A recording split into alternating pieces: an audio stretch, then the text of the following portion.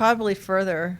And there you go. Yeah. So, oh gosh, I don't know. There's a long history of being, I guess, politically active, to be polite about it, in my family. On my mom's side, my memory has it that my great grandma was a suffragist, and then my grandma and grandpa on this side, Adams, were they actually met working for the Socialist Party in Chicago, and grandma had grown up Jewish in Hyde Park, and grandpa had grown up in I guess Downers Grove, which at that time was just country. Yeah. And he'd always had a dream of having a farm. So they ended up moving down here and getting 40 acres out by Lake Kincaid. And my grandpa hand built his house. And there's actually a newspaper article about him hand building the house that they lived in. That's where my mom grew up out there.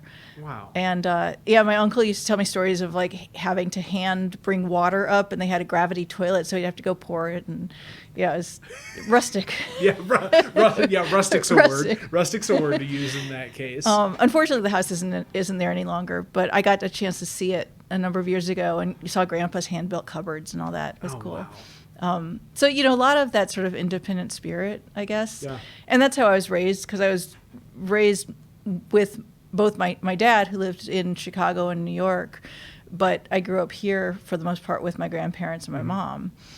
And, anybody who's been in Carbondale for a long time knows that my grandparents were, very involved around here. They helped found the Unitarian Fellowship and the Women's Center. My grandma was one of the... Really? Yeah, she was one of the first people to, they were like, I think, just a small group of women who started that. And then, my mom and dad, of course, were highly active back when. See, I'm old now, so people say back when about me. So I was back when. Everybody's got a different idea what back God, when it's is. driving me crazy. I know. Oldies songs. Anyway. But yeah, so they were both in SDS, which was Students for a Democratic Society. I don't even know where to go with that. But I grew up in a commune. Well, I was born into a commune in Berkeley, which is where my mom and dad lived when I was born. And we lived there for my first few years of life. Huh. So yeah, hippies, definitely hippies in Berkeley. Now hold that thought, because before we get too far into the coming to Carbondale after Berkeley story, we're going to break for the intro to WTF Carbondale, the podcast, the WTF Carbondale podcast, where we talk to interesting people about their interesting lives and tie it all back to this little place we call home, Carbondale, Illinois, episode 92. Don Roberts, somebody that I should know much better than I do with the work that we do together. That's neither here nor there. So, because we're always working. A hippie commune in Berkeley. Yes, it was called the Circus. And I'm to, I guess, name names. Country Joe and the Fish practiced in our garage. I guess one of the guys lived with us. I don't know. I was too young to remember. I was like 5. But I lived here for preschool. We moved around a bunch. I moved here for preschool, and then was back in Berkeley for first grade, and then here for second grade, and then my mom and dad split when I was little, and so then I was in Urbana with my mom for third, fourth, and fifth grades while she worked on her master's, and then we came back down here to live with my grandparents in 6th grade through 11th grade, and then I moved to Berkeley again for my last year of high school. And then back here, and then Seattle, yeah. I mean, but that's just to have that mirror of like Berkeley to look at Carbondale through, right? That lens, not so much Carbondale's mirror. much better. There you go. Yes. I mean, the Bay Area has its benefits, definitely. I mean, the weather's great, but it's. When I lived there when I was older, because I lived there a couple more times over the years, it's just very competitive. Yeah. Like in Carbondale, we've got this amazing music scene, and it's because everybody's so cooperative. People work together, they build each other up. And that's same with pretty much everything that happens here, the artist scene, all the community, which is part of why I moved back, is because people work together. They want to make things better together and build each other up and help each other. Whereas in the Bay Area, I found that people were extraordinarily competitive and cutthroat, and it was, who's the weirdest, and it was just, I didn't like it. No, didn't like it at all. Much better here. The difference between like living as part of something versus living a part from something, even though you may be in space, right? Like physically. Right, exactly. I mean, there's tons of creative stuff going on there, of course. I mean, there's some amazing things. And I got, I had the luck to work with some pretty cool people out there. I got to wear a Survival Research Laboratories contraption at a performance. Yeah, all sorts of neat stuff. But I'd still rather be here. Yeah. So you've been kind of all over the place. I mean, you were talking about before the podcast, even the shirt that you're wearing is your motorcycling. I don't just want to straight out say MC. Right. You're enthusiast. You're motorcycling enthusiast group. Yes. We didn't have colors. There was no initiation. Right. Yeah, I mean, I've been part of different groups over the years. I've been riding since I was in, I was going to say riding since I was in high school, but I had a scooter when I was in high school because my mom wouldn't let me get a motorcycle. So that was fun. Living out in the sticks and then having to ride into town on a 50cc scooter. Yeah, it was. And just hope that like every hill was downhill. Pretty much. Yeah, I could get maybe 35 downhill with a tailwind. So it's like going down Pleasant Hill Road, you catch that air, go down. Yeah. And I'm sure people drove just as crazy then as they do now. There were fewer. I mean, it was different because we had more college students. Yeah. But they were in town. Yeah. But outside, I mean, I grew up in Union Hills, which at that point was just this sort of country area. Yeah. And the road in wasn't. It was it blacktop, the stuff that when it gets hot it bubbles and you poke at it.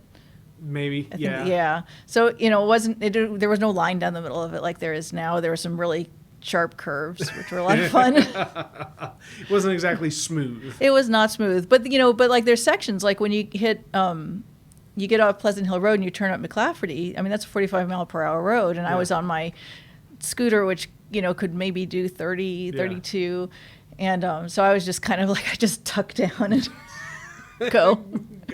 So what was your first like real motorcycle? The first one I owned, because I rode around on friends' bikes a fair amount. Yeah. But when I moved to Seattle when I was 19, 20, I had an old Honda 400. It was actually a 400 twin, not the really cool 404, but it was a 400 twin. But the thing was a tank. Like, I didn't know anything about upkeep, or I don't think I checked the oil once. And you just ran. I just rode. Yeah, I just rode, and I rode the hell out of it. And it was awesome. I mean, I learned how to, riding in Seattle. Like every place I've lived has had its own things that you learn. Yeah. So riding in Seattle, I learned a lot about riding in the rain and wet conditions. When I rode in the Bay Area, I learned how to ride on hills, and how to, you get in San Francisco, you have to figure out the clutch brake ratio to not roll backwards when you're on a hill. Learned twisty roads in Chicago. I rode exclusively in the city almost, and so I learned a lot about urban riding, hooligan riding. And I love a good hooligan ride, man. It was so much fun. It was so much fun. And then in Phoenix, it gets hotter than hell there. Yeah. So you learn about protecting the seat when you're in some place. I made this weird cover at one point, and then at some point I just gave up, and you just burn your butt and your hands, and you wear gloves, but yeah. This is enthralling to me because it's insight that not every motorcycle enthusiast has, right? Like yours is quite a unique perspective in that you have adapted your riding style to whatever the physical environment that you're existing in is. Yeah. And I'm sure makes you a far more proficient and capable rider than It's got me really used to riding in lots of different types of weather. That's for sure. I mean, it's funny because I rode year round when I lived in Chicago for 6 or 7 years, which now in retrospect, I'm like, that was really stupid. But, I did it. I survived. Yeah. I mean, there were days I literally chipped my ignition out of, the ice out of it to turn on my motorcycle. And I had a couple different bikes, and one was an old Suzuki XS 650, and that thing would start no matter what, and had a kickstart if the ignition didn't work. But around here, one of the things I don't like about riding around here is just humidity sucks. Yeah, I mean, you can't get away from humidity. Yeah. I mean, at least in Phoenix, it would be hot as hell, but you could kind of you could open up the vents in your jacket, and wind would come through, and it was it was a dry heat, so it just you didn't get that heavy feeling like you do here. When you take off the gear and you hear, yeah, exactly. And it's like the mesh is wet. just like tied to you. Yeah. Oh. You have to like peel it off. That's fun. That's it. That's the way to describe it. Yeah. You have to peel off the gear. Yeah, not so much fun. So I mean, I still I haven't been riding a lot lately. I kind of switched to when I lived in Prescott, Arizona, which is north of Phoenix. It's kind of between Phoenix and Flagstaff ish, but it's kind of up in the mountains, so it's at elevation, and we had trees. It was gorgeous. If Prescott had the community like Carbondale does, that would be the perfect place. Because it's dry, you don't have the bugs like you do here. No, the bugs too. I mean, I hate the bugs. People don't understand like how. God, it's horrible. Bugs make riding not fun. I just, that's funny because I love being back here, but I hate the humidity. I hate the bugs. I hate, just our weather kind of sucks. Yeah. Yeah. And it's only going to get better as our climate turns more into the swamp and less from the. We're gonna get some alligators soon. People thought that armadillos were crazy in southern Illinois. Yeah, wait till they're in Crab Orchard. Alligator comes up. That's gonna be fun. With a tire in its mouth, going, "Did y'all forget this?" Pretty much, yeah. Great small town alligators. Just what we need. This is another good book title. Right. Did motorcycles precede punk rock, or did punk rock precede motorcycles? I think they were intertwined. I know that because I had my scooter when I was, I guess, 16. Yeah. When I could first drive, and I had a Mohawk because I think I got my first Mohawk when I was 15. So I had my blue Mohawk when I was 16. So I had my scooter. And my mom wouldn't let me get a black scooter. Yeah. Because of course, I had my black leather and my combat boots. And so I got a red scooter, and then she made me get a helmet. So I got an orange helmet. And then she made me put reflective tape on it. So I put a cross on the front, the black flag on the back, and reflective tape. And it seems like there was something else. I don't even remember. No, I guess that was it for the safety gear. And, I wore my leather jacket because it was tough, but it also kept me from getting scraped up, which was handy. Yeah. But I had my blue Mohawk sticking out of my orange helmet, and to get to school, I would go through Greek Row, which at the time is off McLaughlin, and you take a right there. Yeah. So I'd go through Greek Row and get yelled at frequently. It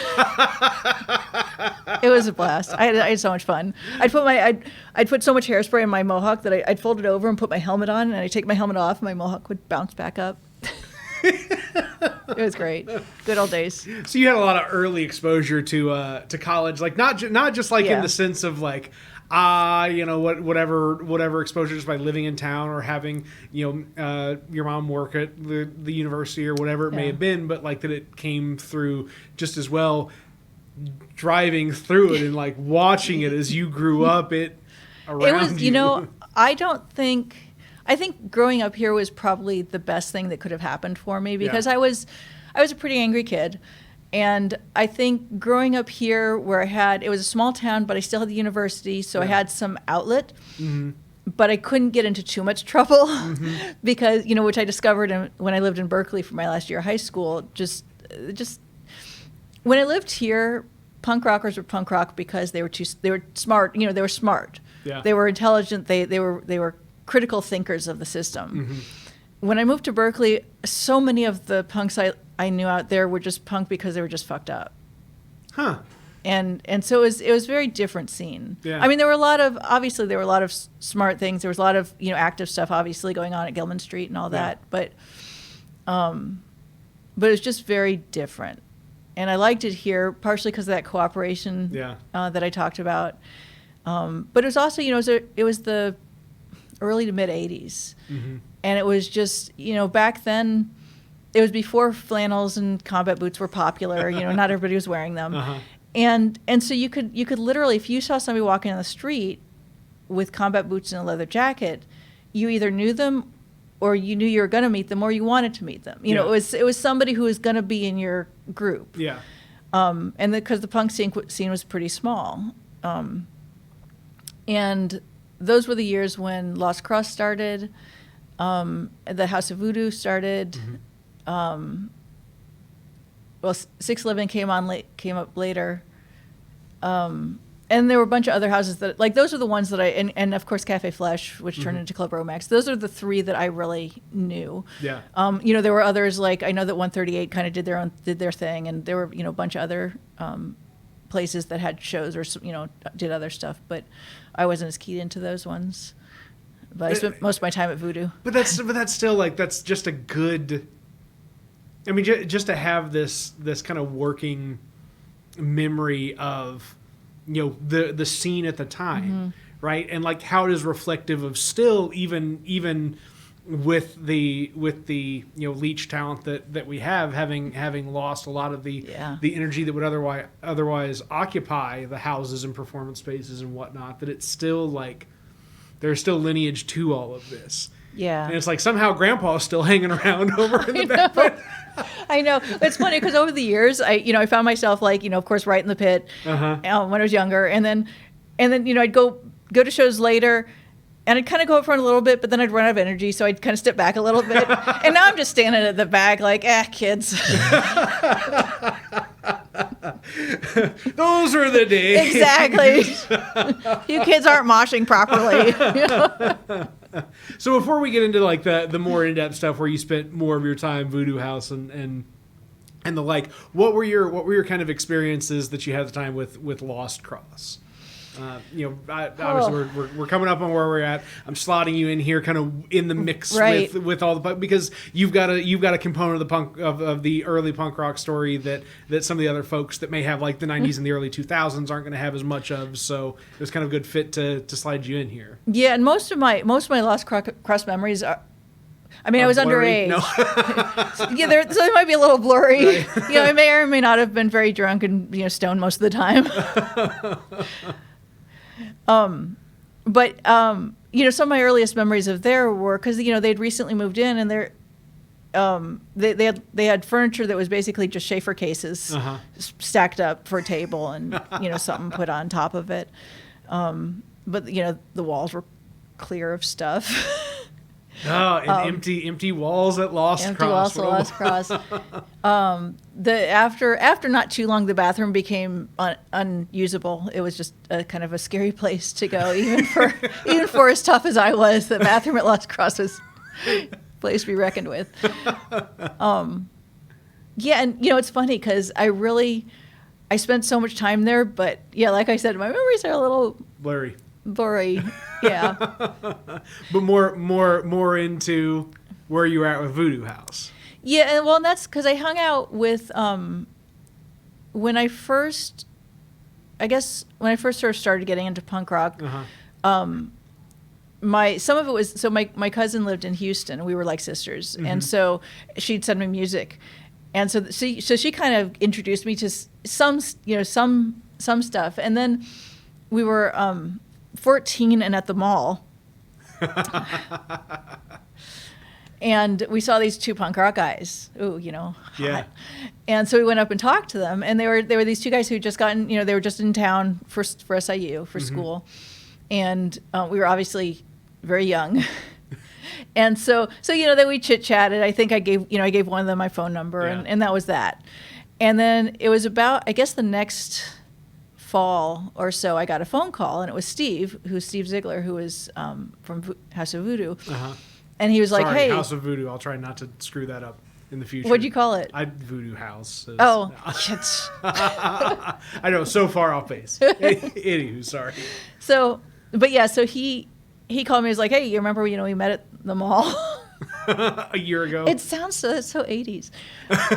Well, it is. That's okay. And I don't remember. He and Levi, I think he was living on Monroe Street, up above what then was the Jewelers. What jeweler was that? On which street again? It was Monroe and the Strip, Monroe and Illinois. It was right in the corner. McNeil Jewelers. Yeah, I think. McNeil sounds right. Yeah. That's there were three Steve McNeil would have been the and there were 3 apartments up there. Yeah. A, B, and C. Yep. So Steve lived in A for a while. Still exists. Do they? Yeah. Nice. Right there on the corner. Yeah, because that's awesome. Carbondale Tourism Office now. Oh, no kidding. Right? I've never been in there. Right there at Monroe and Illinois. They took over that spot. Yeah, right there at the corner with the 3 apartments upstairs. Sorry, I didn't mean to get us off track. I just I'm thinking through it and going, it's totally kind of neat watching how, one of the neat things about leaving and coming back and leaving and coming back and leaving and coming back is just seeing how things change. Yeah. And how things stay the same. And some of the changes have been not fabulous, but some are just kind of interesting. Yeah. But yeah, so he lived up there, and so they were kind of him and Levi, and then the people who lived in C, which were Neil and Vicky and was Lillian up there, Melissa. They all kind of raised me. They were like like my punk rock family who raised me from a little punk rock tyke. Yeah, totally. And it really was kind of I cut class constantly. I didn't go to school. I was, like I said, I was just kind of pissed off all the time. Punk rock fitted me really well. Yeah. Fit me. I fitted. And so they just kind of took care of me. Yeah. And it was cool because, yes, we did things that possibly a shouldn't have been doing. Yeah, drinking and partying too hard. Yeah. But they still watched out for me. Like I remember Steve talking to me about doing homework and they always just kind of made sure that that bad things weren't happening to me. Yeah. Because they were still the smart punks. Exactly. Right. Like, if you're going to grow up and challenge the system, you're going to need a brain to do it with. Don't totally mess it up and don't go do stupid shit. We did lots of stupid shit. Because, they were, 18, 19? Yeah. But we did stuff like, I remember just silly shit like, I don't remember what prompted this, but we always had, obviously issues with the frat houses. Yeah. And so I remember going around and, squirt guns out of cars and shooting squirt guns at them. And what is this, sour milk? Exactly. So yeah, it was a good time. American Gas and Wash was there, where I don't know, whatever that big gas station is that's on Main, and that was like never mind, cut that whole part. I don't even know where I was going with that. Just having the people there that built community that you were welcomed into, and at the same time, there wouldn't have been necessarily as much push and pull about whether or not it was cool for you to be out there, because mom was probably a little bit more comfortable on hey, let my daughter have some leeway and some free-spiritedness and sort of. To an extent. To an extent. The funny thing is, because I remember one time bringing so Don, Rob, Jim, and Aaron. Let's see, Jim and Aaron, I think, were Plaid Retina eventually. Mm-hmm. Rob is Rob Koss, and he got into tattooing, and he's absolutely brilliant.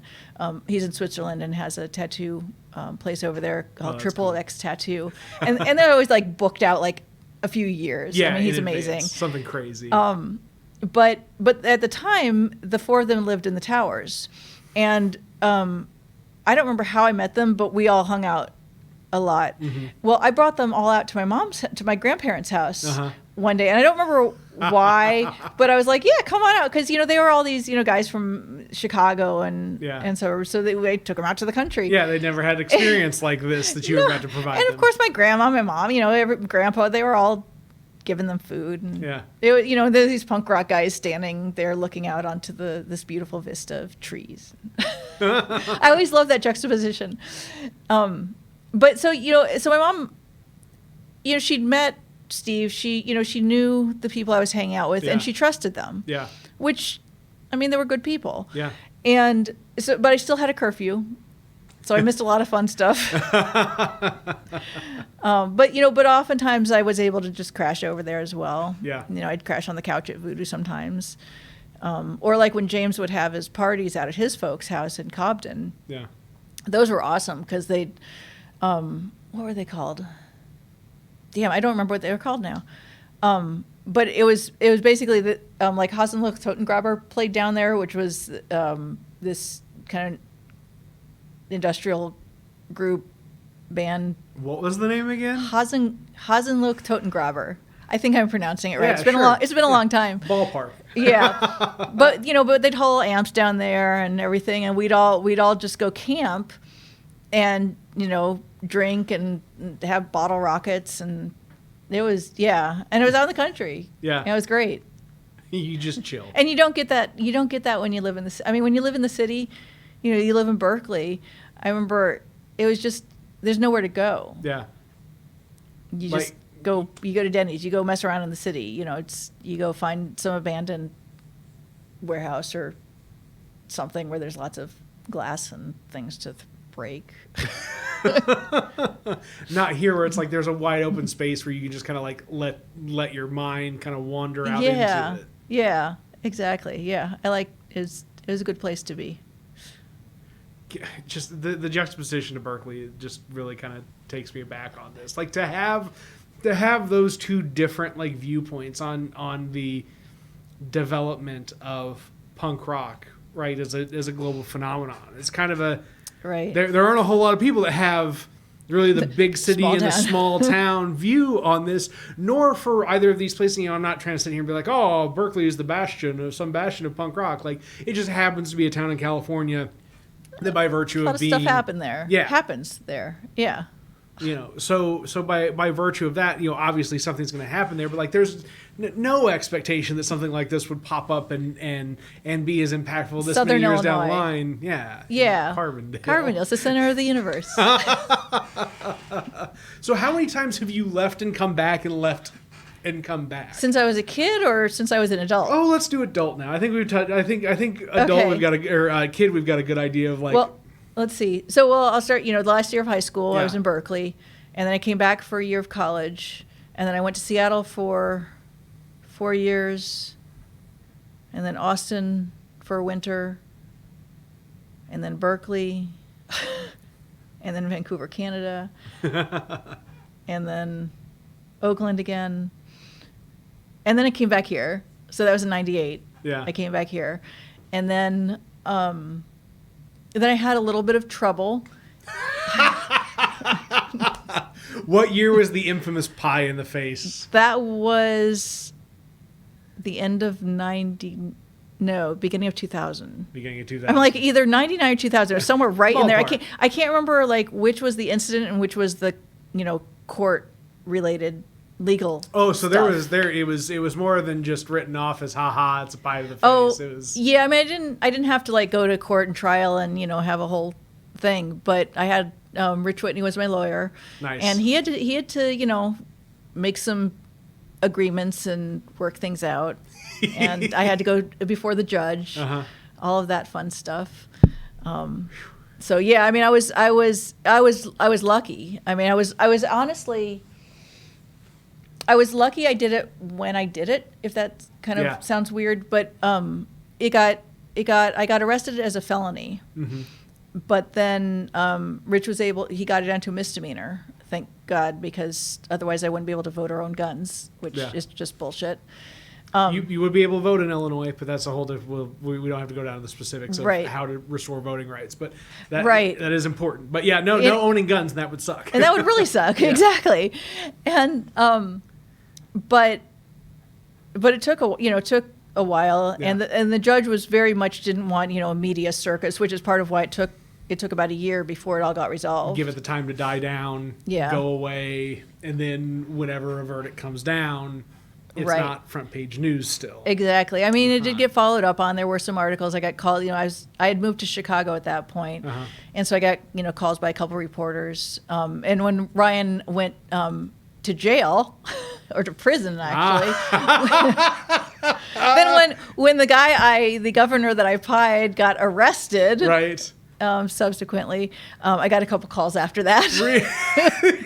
What kind of? And now we go to the expert on the scene, Right. Don Roberts, who once pied the now jailed governor in the face. Wait, she was right. He was a corrupt motherfucker. Yeah, exactly. Is that what? Wait, was there a particular motivation behind it at the time that is still vivid in your mind, or is it just general There was I mean, it was very university oriented at the time. Yeah. There was, we'd done a whole ton of research, follow the money, and found a lot of corruption and graft and, money that should have gone to students that went into pockets. Oh, okay. And, the governor is ultimately the one who answers to this because he's the one who, appoints the board of trustees and, all of this. And we tried to get, attention. We tried to do this. We tried all the sort of. What was the group you were working with at the time? Do you recall? We created a group called. Wanted something that was sounded very good and happy and constructive. So it was Students for Excellence in Education. Brilliant. And it was called C, so we had an I. Very very tricksy, very clever. Yeah, yeah. I'm laughing at myself. No, here's the deal, right? But that is like textbook. That is a play out of the problem participants in the system. That's a play out of their own book, right? Take something that maybe have a Right. point of contention on the back end of it and give it a official sounding name, Right? And then it's much easier to thread the needle with things than if you're just Exactly. students who are upset about corruption and we're going to go graft. beat you up, right? Yeah, exactly. But I mean, the Yes Men, they just came to town to do a talk. They don't do what I did, but they do that similar kind of, they present this, professional look that gives them tons of access. Yeah. And that's actually something I discovered when I lived in Chicago was because I had to get, job. Yeah. and so I had to start wearing sort of, businessy clothes. And I discovered this whole world that I had not known previously because I'd just been this kind of, scrubby punk for all those years. That when you look like, business professional, you can walk into any building and nobody looks at you. Yeah. It's brilliant. It's amazing what appearance does. It is amazing what Yeah. appearance does. It is, I think it could be utilized a lot better than it is. But that's a whole nother story. Yeah. So, so the pieing was kind of, I grew up with, like we talked about earlier, with, family who was very much politically active and, learning all my life about direct action and political dissent. And, pieing has an extraordinarily long history in political actions. And so it's, it's not something unique or new, but it's something that has this comedic, yet very pointed, obviously, aspect to it. And at the time, hang on a second. You're good. Sorry, No, my wrist is ringing. Yay, technology! The magic of technology. God, I love it. I love it. It's so James Bond. The little kid in me with the with the little calculator on the wrist in the 80s just loves Is this. losing Oh my your God! mind every day when you wake up. This thing's on Absolutely your wrist. giddy. Yeah, I wish my dad died in 2006, and he was like a giddy child with technology. He loved it. So every time something new comes out, I'm like, damn, I wish I could show this to my dad. Oh man. No, he would. Yeah, he would. This would have made him giddy. Did you have a good relationship with both your parents? For the most part. Yeah. I mean, my mom and I, when I was a kid, were very different people. I'm definitely a lot more like my dad, temperamental wise. Yeah. And my mom's very sort of logical and I'd say level-headed. Even keel's a good way. She's a lot more even keel, yeah. And and she's studious and focused. Yeah. and analytical, deeply analytical. And so, my mom's the person who I go to when I have something I need to figure out sort of, analytically or critically, or to chew over like that. Yeah. And, my dad was also deeply political, but my dad was also he had more of a creative and sort of spiritual side. Whereas my mom was raised Unitarian, even though my grandma was Jewish, mostly raised Unitarian. My dad grew up with New York Jews, and so he was raised, bar mitzvah, the whole thing. So he grew up kind of with religion built in. And then as he got older, he got more into Buddhism, and he used to say he was a practicing Buddhist. He just needed more practice. So my dad was who I went to for what he and I used to call the existential heebie-jeebies. So, anxieties, existential fears and concerns, things like that. What kind of work can we do to expel the demons that are... Yeah, actually, I've got a back tattoo from exactly a conversation kind of about that. Really? Yeah, he and I must have been when I was around 17, and he'd taken me to Lake Tahoe. And it was, Lake Tahoe is just immense. It's unreal immense. And, I come from the Midwest. Yeah. And so we're up there, and I couldn't deal with it. Every time I stepped outside, it felt like it was just this something completely separate, cut off from me, and I didn't really know how to describe it. I just couldn't connect to it. It just felt super unreal, and so I'd go back inside and read. And my dad thought I was just being this petulant teenager, and eventually I was like, no, I can't go outside. It just, there's something wrong. And so he coaxed me into going and sitting by the lake and talking, and he said, if you keep a fear inside, it gives it power. Yeah. It builds. It lets it gnaw at you. But if you talk about it, it gets out in the open, and it releases. It dispels its fear. It doesn't have power over you anymore. And so I tried to tell him what I was feeling and what I was going through, and eventually I realized that we were just having a conversation, and I wasn't feeling all balled up and weird inside anymore. So I got a back tattoo a few years later. Actually, Rob did this was my first tattoo of a bird on my back with the wings spread, because in our conversation, one of the things that he had said to me is, we were talking about fear and possibilities, and how when you do something, you have to do it fully. Yeah. And so when you jump off, you try something new, you're jumping off a cliff into the unknown. And so he said, when you jump off that cliff, you have to give it your full you. You have to spread your wings and soar, because otherwise you're just going to plummet down and it's not going to work. Or you're going to die a big bald mess of blood and gore. Well, he didn't say that. But when you try something, you have to give it your all, because what you don't give it will pull you down. Yeah. And so I got the tattoos to remind me of that conversation. How does that play into the world you're operating in now with virtual reality? Because I feel like there's a strong tie-in. I could see that. I mean, I discovered early on that I was really good with computers. I mean, I did computer stuff on my mom's computer when I was a kid, programming on her, her old K-Pro in the 85. And, and then over the years I kind of messed around with stuff. Yeah. And so I just kind of by happenstance, I went into IT as my profession. And so I did that for years, and I left a job in Prescott because it was a great job. I was working IT at a hospital. Yeah. But the IT department was just toxic. I mean, it was like you would expect an IT department to be exactly in that period of time. I mean, which ties directly into like your punk rock, no bullshit, don't mess with me, like I have my own center kind of attitude. Pretty much fit that mold of having to break the mold. Yeah, and you work in a place where you've got all these guys who are being jackasses. Yeah. And you get fed up with it after a while. So yeah, I loved the work I was doing. I loved the people at the hospital. Yeah. They were fantastic. But I just had enough. So I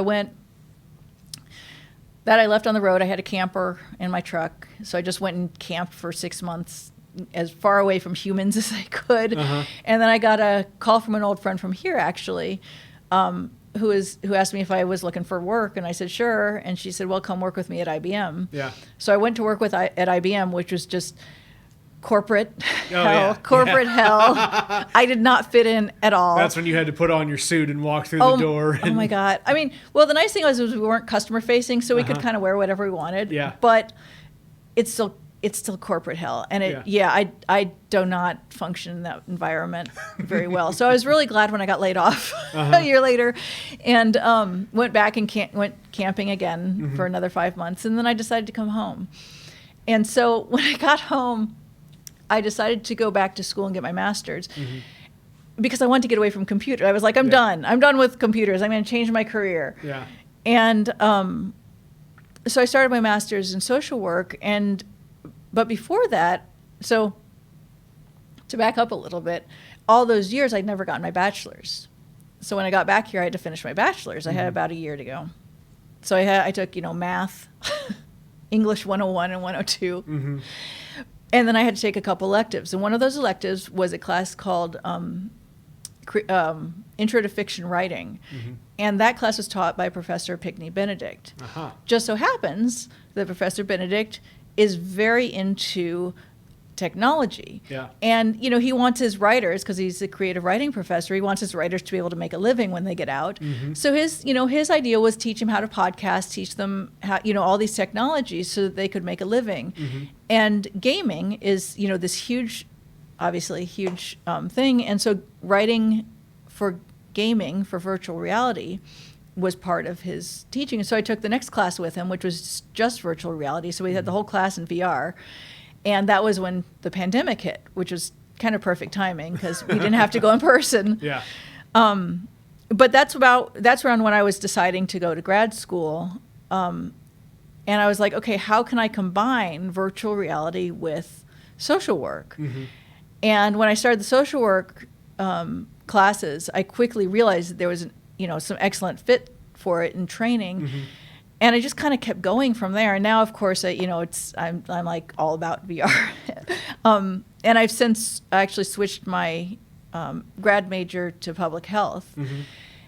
And VR can also fit very well with that. So a friend of mine from the English class, the English VR class, and I are starting our own business Mm-hmm. to do virtual reality development. So that's kind of what we're in progress of doing right now. I know, it's like, well, so much for getting away from computers. Yeah, right. I mean, I like it. Once you're out, it pulls you right Oh, back in. it's like Carbondale.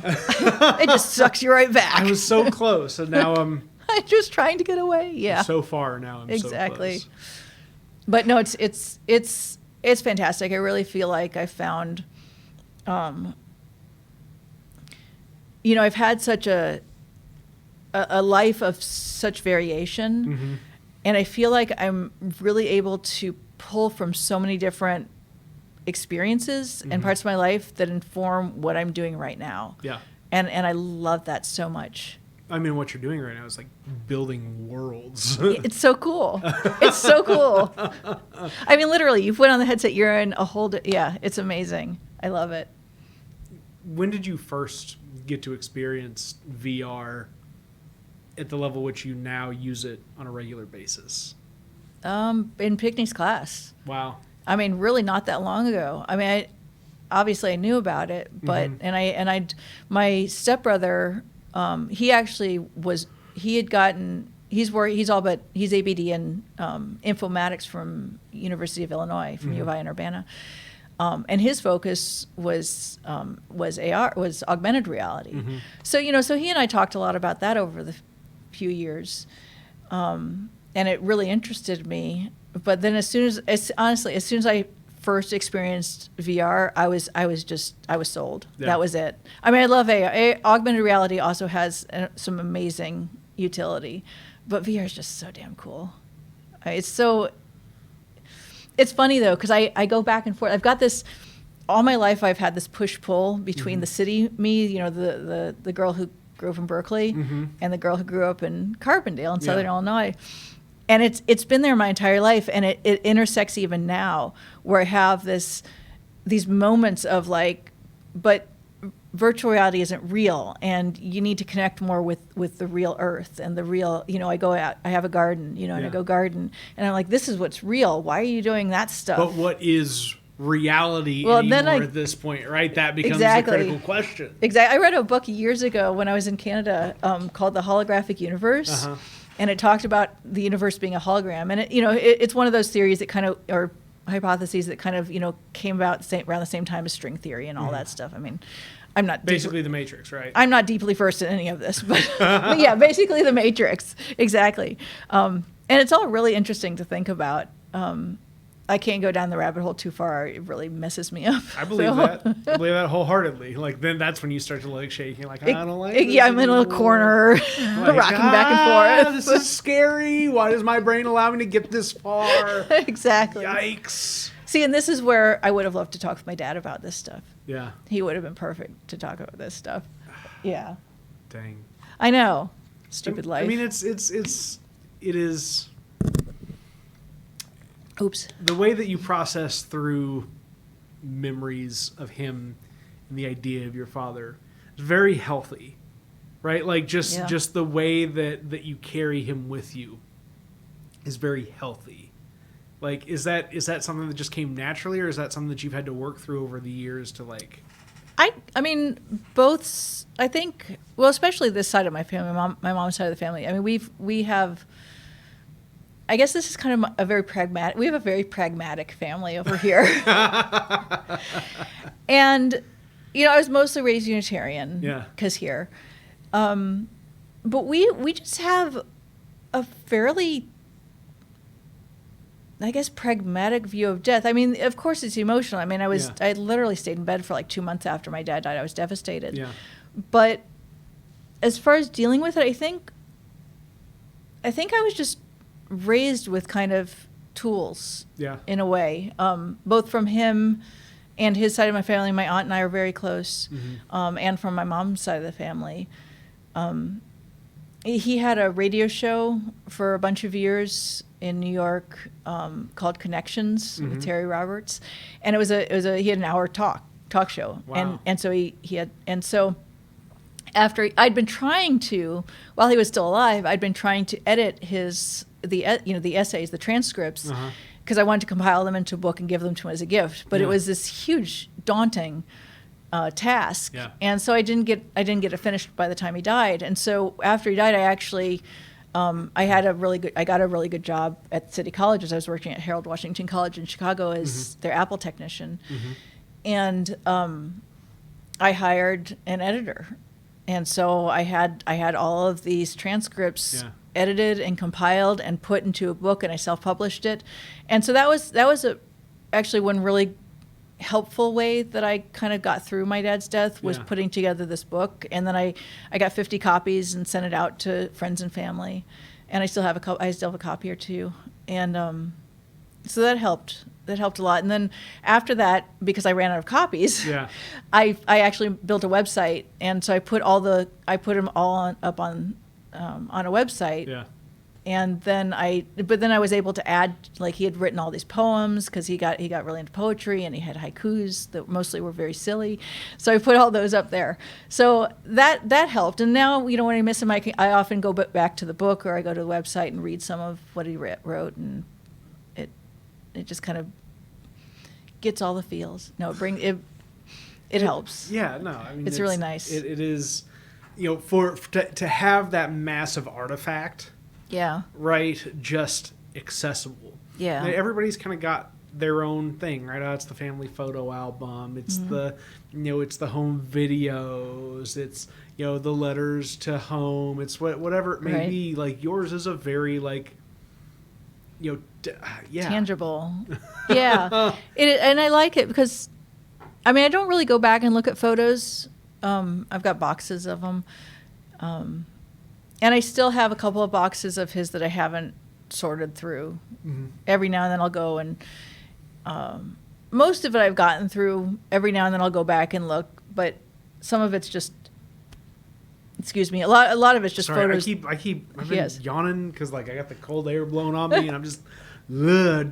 Today's That's been funny. a rough day. Today's just been a generally bad day, and I'll tell Same you that here. when it's soon. I had a shitty morning. I had a crappy morning. I was like, I don't want to do this interview. Today sucks. I was just going to watch movies. I had a very similar feeling, like come noon after like life had piled on. Right. I was just like, do I just tell Don, hey, you want to shoot for now I'm like really glad that we both just had a shitty day, and like part of what apparently both of us needed was to have this conversation. See, and that was kind of my feeling. I was like, no, because I know. This is what I talked to myself, Dawn. Yeah. I was like, you're having a shitty day, but you know that if I indulge it, Yeah. I'll just stay feeling shitty. Yeah. So like I know if I go, I'll feel better and I'll have a good time, and Yeah. that'll help. And so, one of the interesting things that I'm really kind of latched on to here is kind of the idea of a complete story, right? And where that tracks to your father, where it may track to your grandfather on your mom's side, right? Right. In the work that he did coming down here. I've only like read or heard like a little blurb on what your grandfather came down to Southern Illinois to do beyond just the farmland, right? But like the actual work for the government, like accounting for folks and working to like map a need for resource and whatever the work was. I don't know that or have the specifics, but it is very it really shows kind of the two different sets of people that you're kind of a product of. Like, well, it's the city and the country, because Yeah. my dad grew up in Brooklyn and my mom grew up in Ava on a farm. and the importance of like the contextualization that both of those kinds of ways to tell the story provide for. Yeah, very much so. Well, and then my mom, she got her, she wrote a couple of books, and they were both about Union County and, this region. Yep. Which I had Amelia Blakely on. She was a student at SIU. She worked for WSIU for a little bit. She's done several other news stations and papers around the region, like Indiana, Illinois, etc. And like one of the things that like really like inspired her when she was young, and mind you, she's probably only 23, give or take, at this point, was your mom's writings. That's so cool. And I hate it because the podcast that I did with her, which was a really good podcast, I had data loss on the file. So what I've published out there, Right. around like, but it was just cool. And I let your mom know afterwards. I was like, hey, I just had this young person on, Amelia Blakely. They are currently, but will continue to be like an influential person through the media that they produce, and like they really latched onto the story that you told, and like the value of that. And so That's so just fantastic. Shared that with your mom, and she was like, oh, cool. And like eventually we'll get them to meet one day. Yeah, I love that. Eventually. Well, and that's, for me being back here, it has such, I guess, depth of meaning because of all these familial relationships and connections. My grandma and grandpa were so involved here, and my mom's been around here for ages and taught, the university, and I have lots of friends who took her classes, and and she's been so involved around, and it just, someone might feel like it would be hard because everybody knows you, or whatever, your family.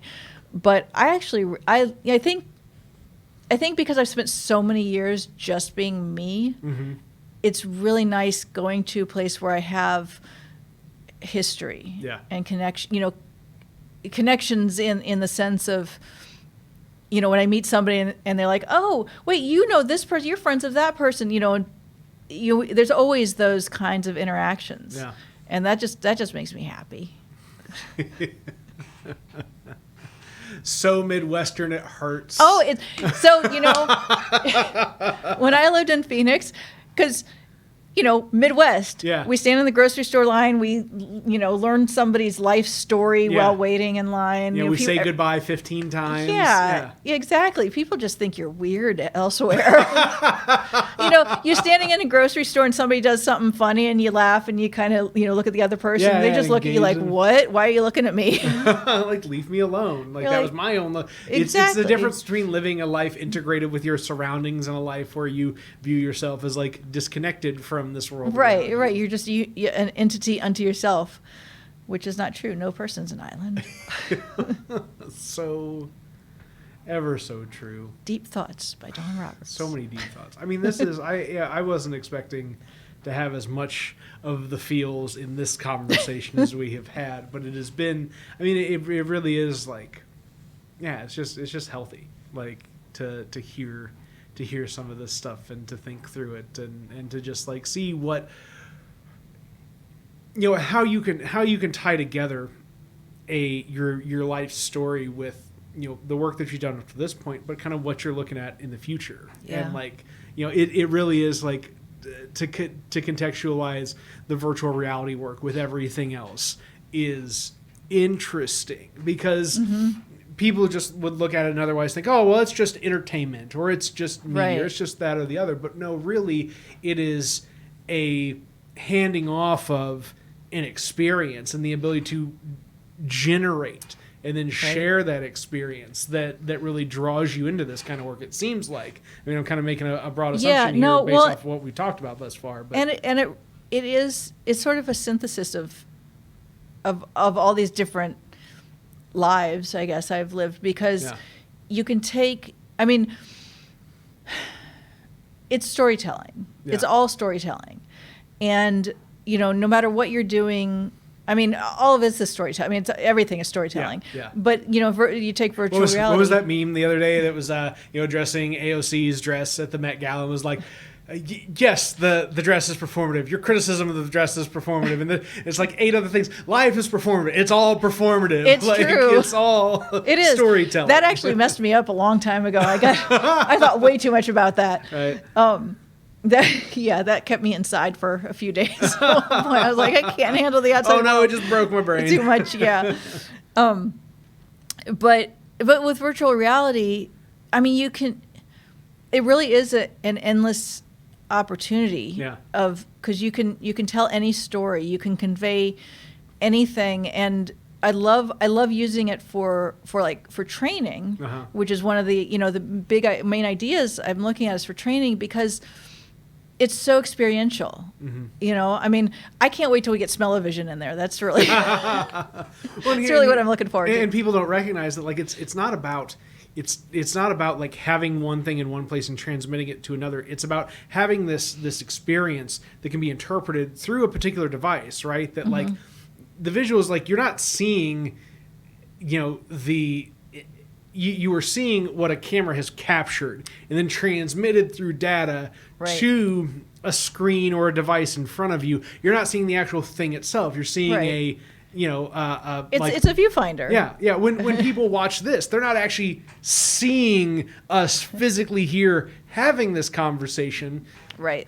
They are seeing the recorded representation it's of very exactly. Sorry, now I'm going down a rabbit You're hole. getting way like woo, my brain's about to melt. But what is real? Exactly. Yeah. What is real? Oh well, yeah. New Matrix. Stuff that's out. That's okay, cool. Well, we're back to red pill, blue pill. Great. Square one. Good job, Keanu Reeves. Exactly. To go back to punk rock, though, it fits in. Virtual reality is very punk rock because it's it's creative. You can do anything you want. You can alter your reality. You change everything. Change the view. Just by simply having a thought. And then expressing that. Wouldn't that be cool? Well, people are actually.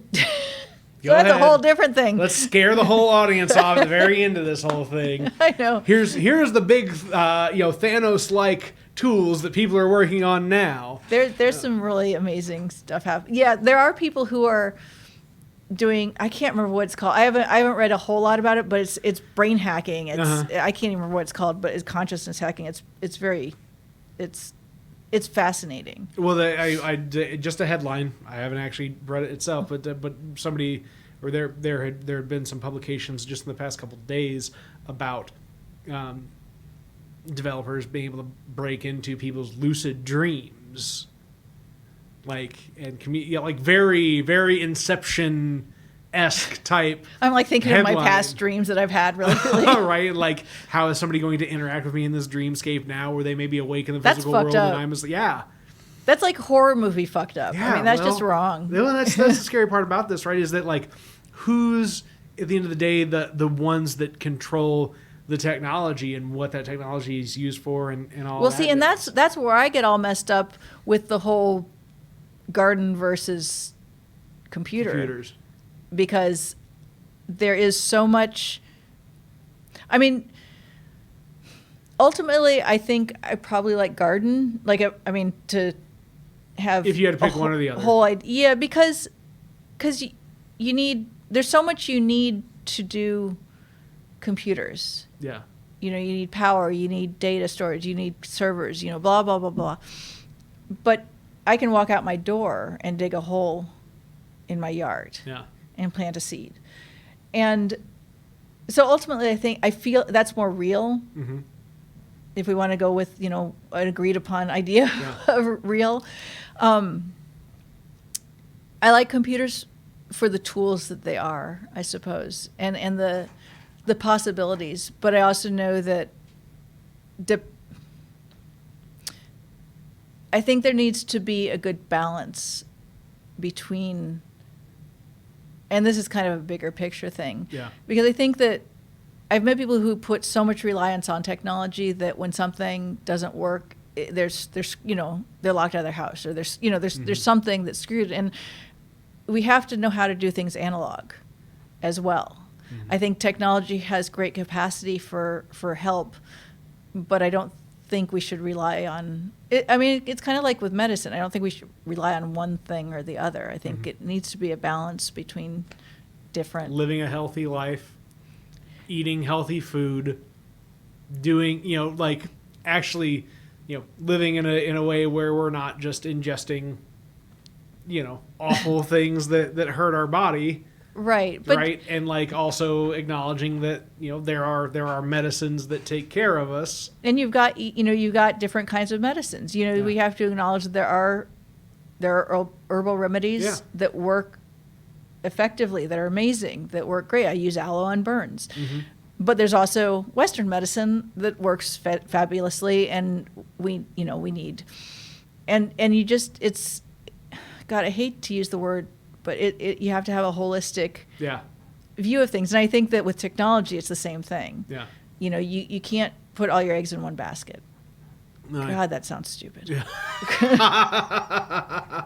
Well. Deep thoughts. Luckily, that sounds like the end of the podcast for episode 92 Thank God. of the WTF Carbondale podcast. Have a good one, folks. Whatever that one